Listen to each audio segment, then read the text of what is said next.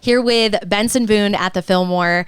What an incredible year it's been for you. It's been pretty wild since Beautiful Things dropped in January. It was massive on the charts, on the radio, on social media.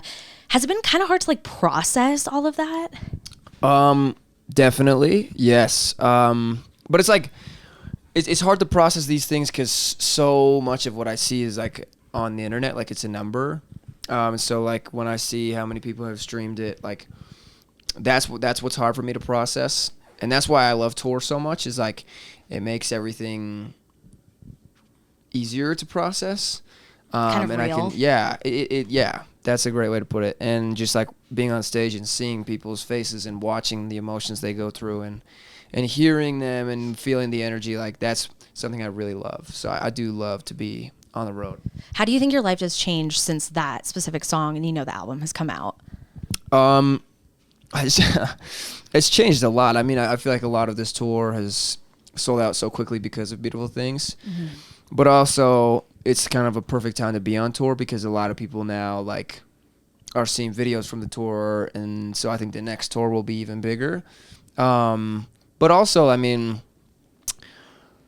I think definitely people have been listening to, because of how Beautiful Things did, a lot more people have listened to the album. Mm-hmm. And so people are seeing that it's not just Beautiful Things, it's an album, and it's a whole multiplicity of songs that I love and that I'm very proud of. And the album's got just about every emotion you can feel on it, which I love. And so I think people are liking it, and I'm really happy. Speaking of the tour, it sold out literally in less than an hour. Describe that feeling in just one word. Beautiful. Beautiful Things, 2 words. I love it. Very cool. So let's back up a little bit. I don't think everyone knows that, you were probably in music for a while, but you were actually in a band in high school, and that's how this started? It was yes and no. I did Battle of the Bands in high school, right. And it was just a one-off, we just got a band together for 3 days to try it. And I've only known I could sing for about 4 years. Mm-hmm. So it hasn't been super long. I started writing 2 years ago. So it's been pretty quick. It's a lot of things have happened very, very quickly. Yeah. So then you go on American Idol, you're making it through that process, and then you decide, hey, this isn't what I want to do. I'm going to remove myself from this situation. What was the decision making behind that? It just didn't feel right. I'm a pretty go with my gut guy, and I don't know. I just didn't feel like being on the show was right for me, and I hadn't ever written my own music. I didn't know if that's what I really wanted to do, and so I stepped away so I could kind of start writing my own songs and figuring out if this is actually where I want to take my whole career. And I'm really glad I did. It helped me a lot with just kind of growing myself and learning how to write and learning how to love music in my own way. And it seemed to work out for you because look, we're here, sold out tour at the Fillmore in Denver, Colorado. Yeah, it's been amazing. I'm sure it's hard to do this, but can you pinpoint one moment so far, even in the past year, just a pinch me moment for you? Oh, that's a really good question. Oh my gosh.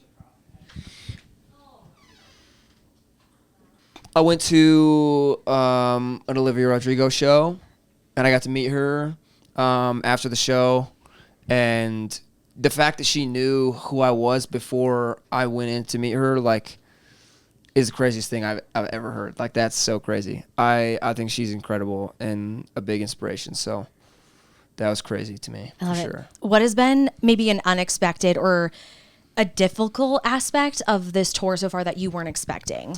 That's a really good question. Honestly, I can't think of one.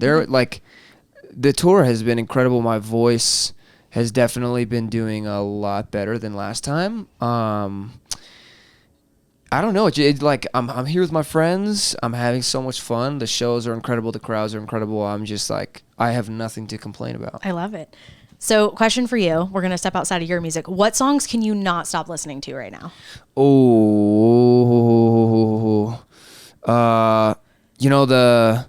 My love is mine, oh mine. Na, na, na, na, na. I can't stop listening to that song. And then I've been really into Stevie Wonder and Queen lately. Another one, Bites the Dust, is probably one of my favorite songs of all time. But like, I just kind of went back into that era lately. I'm trying to think of what else. There's a lot of songs I don't know who sings them or the title of them. I just know how they sound and they're in a playlist. But yeah, I don't know. I feel like it's like I'm definitely listening to a lot more new music that I've never heard before. Yeah. Than I ever have, like, right now. Love it. So I know you've got the tour. I know you've got the album. Obviously, a lot of really exciting things happening right now for you. Is there, like, a next goal that you have, or you're just living in the moment? Yeah. I mean, I have a lot of goals. I think probably my biggest goal is to sell out Madison Square Garden. Easy. You'll get there. I hope so. But when I do that,